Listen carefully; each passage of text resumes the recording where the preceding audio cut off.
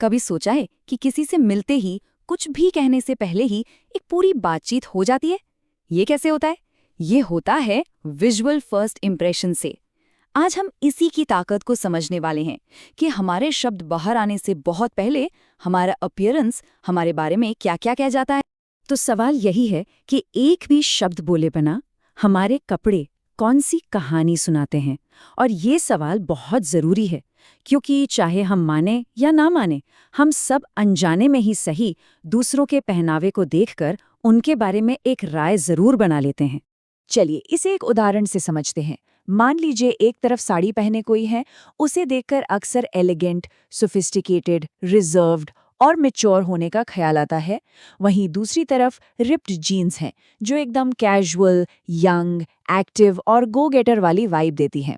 अब हो सकता है ये एक ही इंसान हो, लेकिन देखिए कपड़े बदलते ही पूरी की पूरी कहानी कैसे बदल जाती है। और पता है ये सब सोचने में हमें कितना वक्त लगता है? सिर्फ 3 से 5 सेकंड। हैरान करने वाली बात है ना?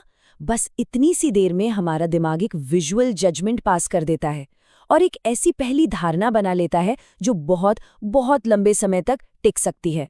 और ये सिर्फ लोगों तक ही नहीं है। इस फर्स्ट इंप्रेशन का असर हमारी पर्सनल रिलेशनशिप से लेकर इंटरव्यू में होने वाले हायरिंग डिसीजंस तक, और यहाँ तक कि हम कौन सी चीज़ें पसंद करते हैं उन सब पर पड़ता है। सोचिए ना, जब किसी स्टोर में 2 टी-शर्ट्स में से एक चुननी हो, अक्सर वो पहली नज़र वाली फीलिंग ही होती है जो हमारे फैसले को तय कर देती है। तो आखिर इसके पीछे का साइंस क्या है?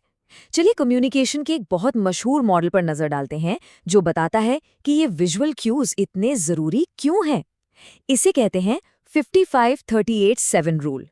डॉक्टर एल्बर्ट मेहराबियन के कम्युनिकेशन मॉडल के हिसाब से जो हम कहते हैं यानी हमारे शब्द, उनका असर सिर्फ 7% होता है। सिर्फ 7%।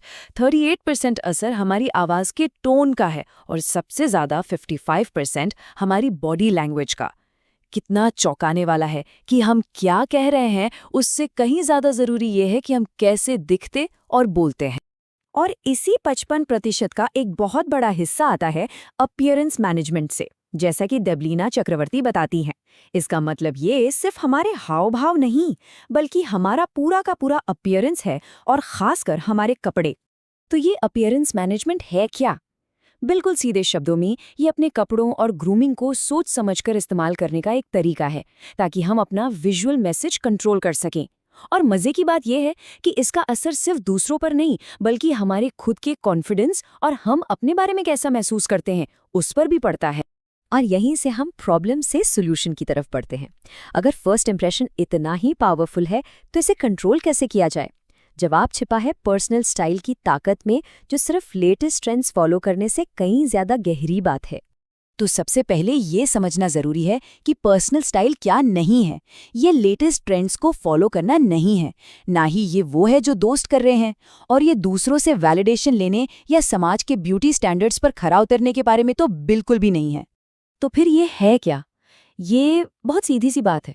ये खुद को ढूंढने का एक तरीका है। पर्सनल स्टाइल किसी की अपनी पहचान का, अपनी पर्सनैलिटी का एक बाहरी रिफ्लेक्शन है। ये एक कोट है जो मुझे बहुत पसंद है। ये सुनने में शायद थोड़ा अजीब लगे, पर इसमें गहरी सच्चाई है। अपनी पर्सनल स्टाइल को बनाने और निखारने में मेहनत और वक्त तो लगता है। ये एक हाई मेंटेनेंस काम है जो जिंदगी में हमें लो मेंटेनेंस बना देता है। क्योंकि जब ये पता होता है कि हम कौन हैं और उसे कैसे एक्सप्रेस करना है, तो फैसले लेना आसान हो जाता है और कॉन्फिडेंस अपने आप आता है। अब जरा इसे आज के दौर से जोड़कर देखते हैं। ये जो पोस्ट कोविड की कंफर्ट कल्चर है, जहां सबने घर से काम किया है, क्या इसने हमें जरूरत से ज्यादा कैजुअल बना दिया है? क्या कंफर्ट के चक्कर में खुद को थोड़ा ढीला छोड़ दिया है? इसके पीछे एक बड़ा दिलचस्प साइकोलॉजिकल लिंक है। ये जो ओवरसाइज्ड बैगी कपड़ों का ट्रेंड है, वो साइकोलॉजिकल लेवल पर हमें कैजुअल और लेस फोकस्ड महसूस करा सकता है। जब हम बहुत ज़्यादा आराम वाले कपड़े पहनते हैं तो हमारा दिमाग भी जैसे रिलैक्स मोड में चला जाता है, जो हर वक्त प्रोडक्टिव नहीं होता। तो इन सब बातों को अगर हम जोड़कर देखें तो क्या बनता है? ये बनता है विजुअल सिग्नेचर, एक ऐसी छाप जिसका असर बहुत गहरा और लंबे समय तक रहता है। देखिए ये कैसे काम करता है। जब अपनी पर्सनल स्टाइल डेवलप की जाती है तो असल में अपनी बाउंड्रीज और पर्सनालिटी को डिफाइन किया जा रहा होता है। ये क्लैरिटी अपनी लाइफ प्रायोरिटीज को समझने में मदद करती है और इसका नतीजा बेहतर और ज्यादा कॉन्फिडेंट फैसले। और आखिर में ये बात एक बहुत ही पर्सनल और इमोशनल लेवल पर जाकर जुड़ती है। जब कोई अच्छा दिखने की कोशिश करता है तो वो सिर्फ दुनिया को इम्प्रेस नहीं कर रहा होता। असल में वो अपने अंदर के उस 5वीं क्लास के बच्चे को गर्व महसूस कराने की कोशिश कर रहा होता है, वही बच्चा जिसके बड़े बड़े सपने थे। तो इस सवाल के साथ आज की बात खत्म करते हैं। पहली धारणा एक अनकही कहानी है। सवाल ये है कि आपके बारे में क्या कहानी कही जा रही है।